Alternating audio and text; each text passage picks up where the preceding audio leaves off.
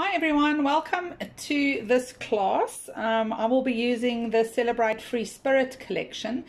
Let's just quickly go through the papers that I'll be using. It's a wonderful collection. On the front cover of the pack there's like a whole fussy cut sheet. I will definitely be using some of those elements. I think there's 12 pattern papers in the pack. I think I'll use that one to mat my photos. Definitely going to use that for my background. Might use that one for some techniques. Not going to use those at this stage because I'm not making like a florally page, but I'm going to use some elephant photos. I'm going to fussy cut that one, and then I just want to highlight on this sheet. They've got the most gorgeous circle elements, and they've actually put the size of the punch that you should use on top of them. And then they've got these two printed papers that act as cardstocks that match the collection perfectly. So I'll be using that fabulous faded green dot.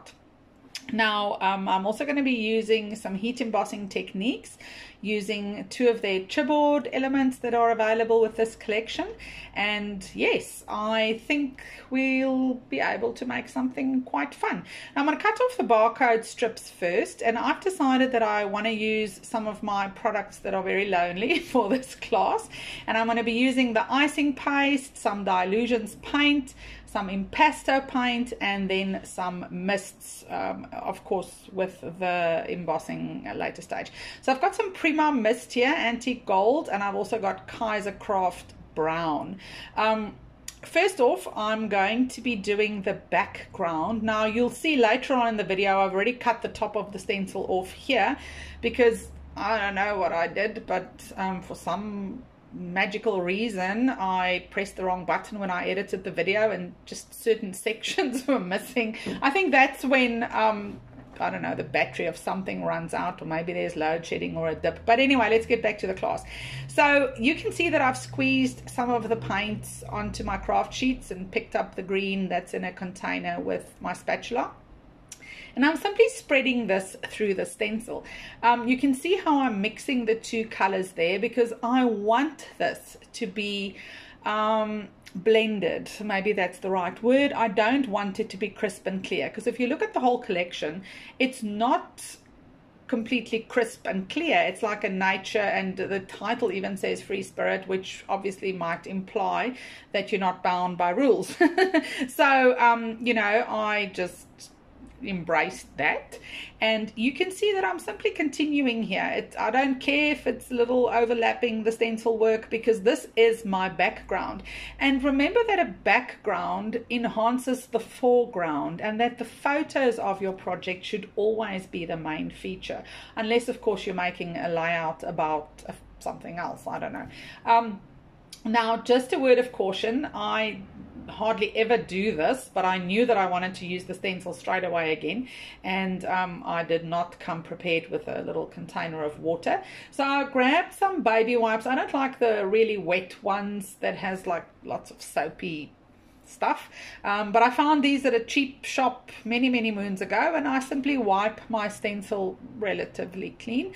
And now I'm going to go over to the icing paste. Now the texture of the products are totally different. The guys who bought the sample add-on products will feel that. The icing paste is wonderful. It's like a thickish, I don't know, luxurious cream. It's just wonderful to work with. And you can see that I've spread it through my stencil, and then I'm actually going over it and adding a little bit more, and I'm kind of squishing it, for lack of a better word, because I want it to look like the felt. You know, I'm going to be using elephants. They are going to be the feature of my page, not my stencil work. We will do some stencil work later that will become a feature, but this is just the background.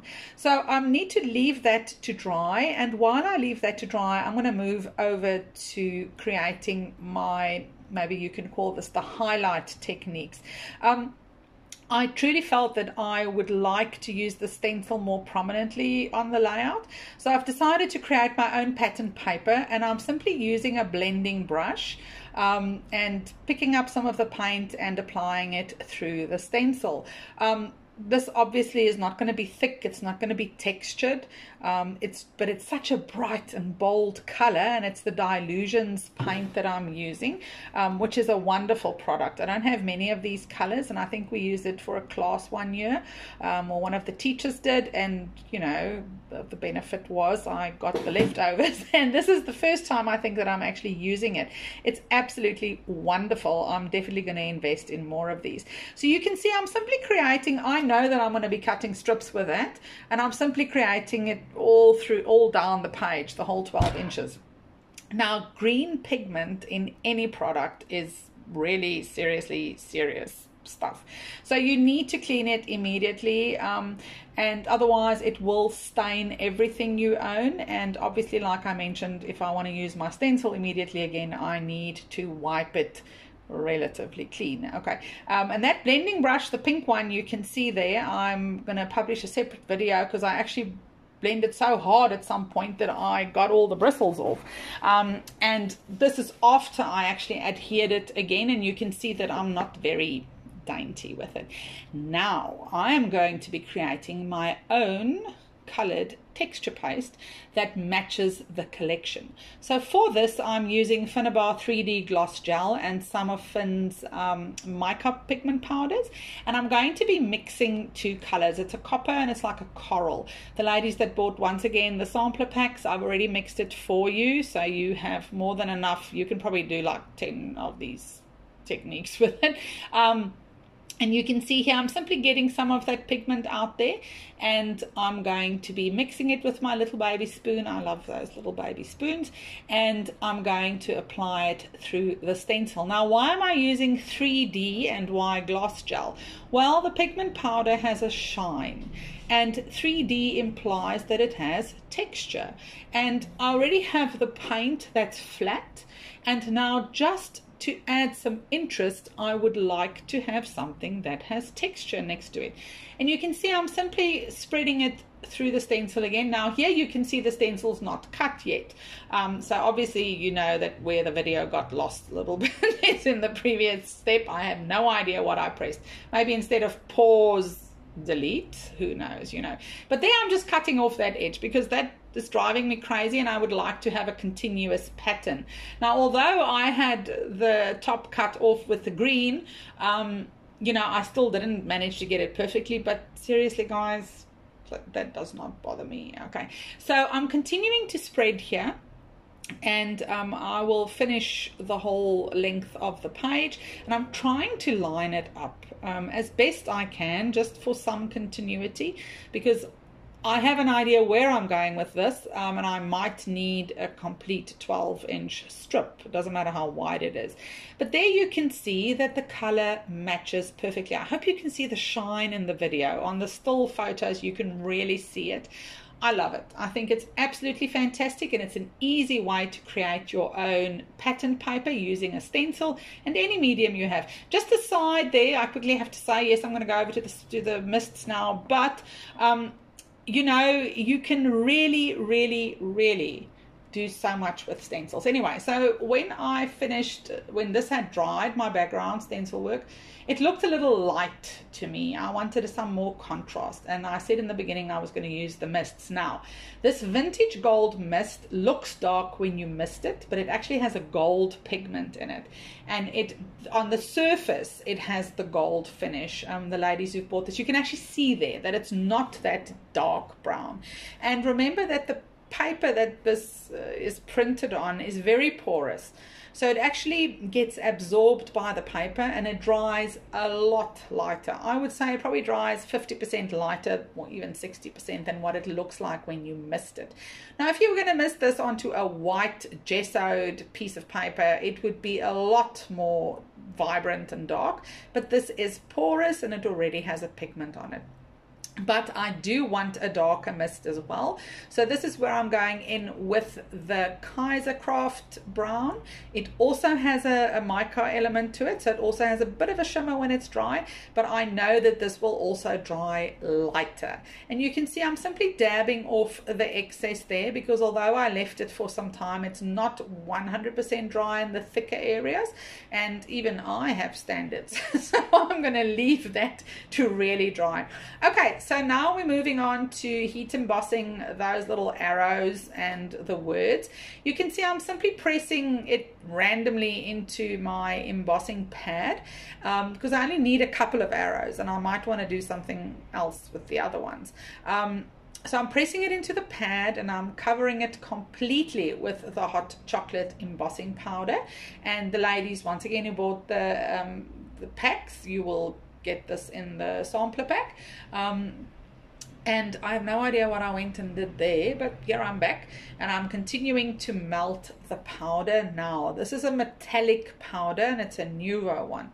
So once again, it looks very dark, but the moment you start melting it, you'll see it has like a really I don't know, it's very metallic, so it's beautiful, but it's not that dark brown. Don't be deceived. A lot of inks and a lot of products actually dry or melt completely different than what they seem to be in the jar. Now, I wanted a second coat because I wanted more of an enamel look. So I'm simply repeating the step, and I actually got a little confused at one point because I didn't do all of them. And I had to go back because I missed some of the ones I'd already embossed. But you know, that's also fine. And so just remember to put the powder back into the container. And of course I'm working on a piece of typing paper that I've folded in half, and I've just swiped it with my anti-static pad so that the powder will go back easily into the container. And you can see the second coat, it makes the powder melt a lot smoother. All those little bumps melt out. Now be careful of over melting, because if you over melt your heat embossing powder, it will actually get absorbed by the chipboard. And I think there's one or two where I did that. You know, that's also fine, but you can definitely see that on the layout. Now, as far as the title goes, I'm not going to go for all the stuff. I just want to use a title or words that match my elephants. Okay, so I've already looked and I've decided that I want to use beautiful, because that one photo, it has a gorgeous elephant, and of course elephants are strong. And although they're not free in the sense that they don't roam where there are no fences, they pretty much are free, because they are big animals and they would just walk all over you. And I do think they're free. You know, they're free to roam, they're free to eat, they're free to just be elephants, because that's what an elephant is supposed to do. You know, I used to be a feminist, like a staunch feminist, and I thought, you know, anything a man can do, I can do better. And at one point someone said to me, why do you actually want to be a man? And I'm like, no, I don't want to be a man, I just want to be an empowered woman. And someone said to me, you know, the Lord created you to be a woman. Maybe you should just consider what it means to be a woman. It gives you freedom, you know who you are, you know what you are. Made me think a lot. So I'm actually a recovering feminist anyway. That's just a little side there. So okay, I've now, sorry, I don't know why I said that, but we all have histories. And the older you get, the more history you have. You know, some people's are just more interesting than others. So I don't know what I'm doing there. I have absolutely no idea. But oh yes, I'm looking for my board. You know, I'm working on quite a few projects at the same time, and I believe the more space you have, the more messy you are. I definitely am in that category. Now I'm melting quite slowly here. I've put my heat tool on the slower setting because I thought that it would be better. I wanted to see with the first coat what kind of melt coverage I would get, because I'm always in a hurry. So I actually had some time here, and I thought, let me just do it on a slow setting for a while so I can just tell people what that feels like. If you have a heat tool that has two settings, sometimes you need a blast of heat, okay, and sometimes you need to just dry something softly and slowly that's not gonna melt. embossing powder needs to melt. So yes, I suspect I went over to the fast setting again, because although that was relaxing, it just took too long for me. I'm not that impatient. I just have to mention that. So now I'm going for my second coat.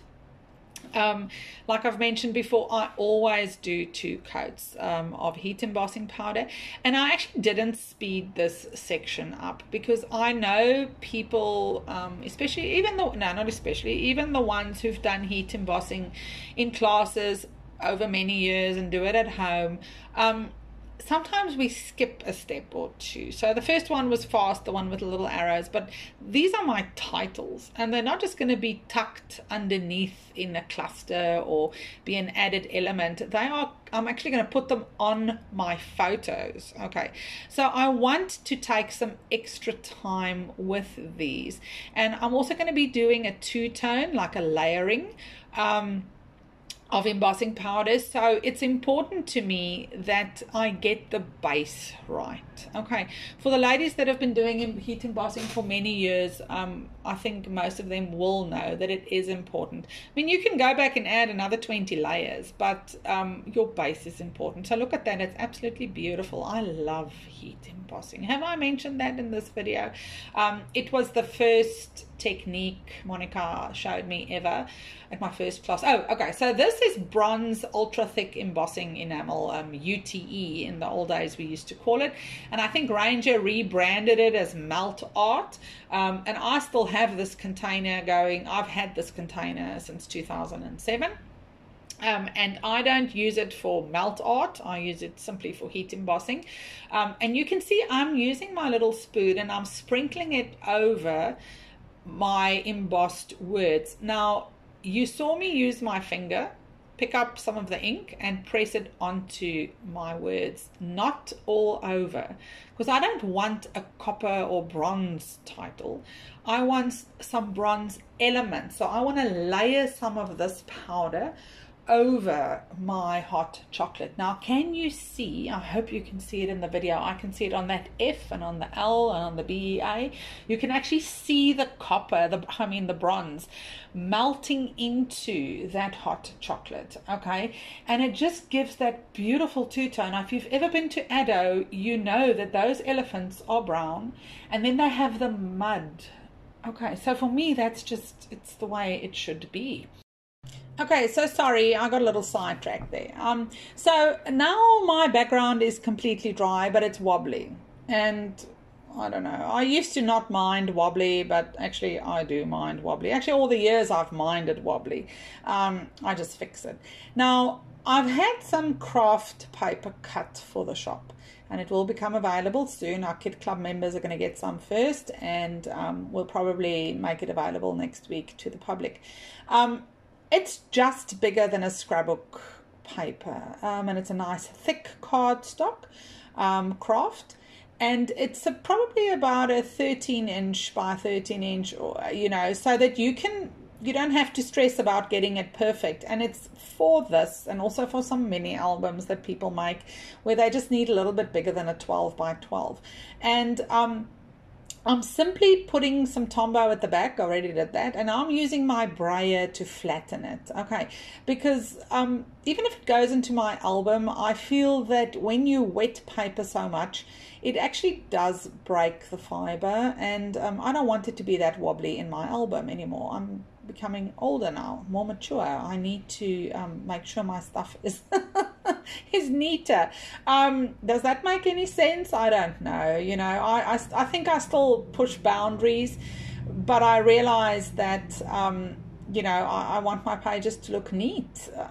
Okay, so here I'm going to the next page, and you can see I'm not worrying about putting it perfectly onto an edge. And now, I'm getting stressed when it's not lined up perfectly, because I've got that extra space to work on. And I'm using my brayers here, and I'm using the little one to kind of push in. Brayers are wonderful. There's so many techniques one can do with brayers. I don't know why I don't use my brayer more often. I will.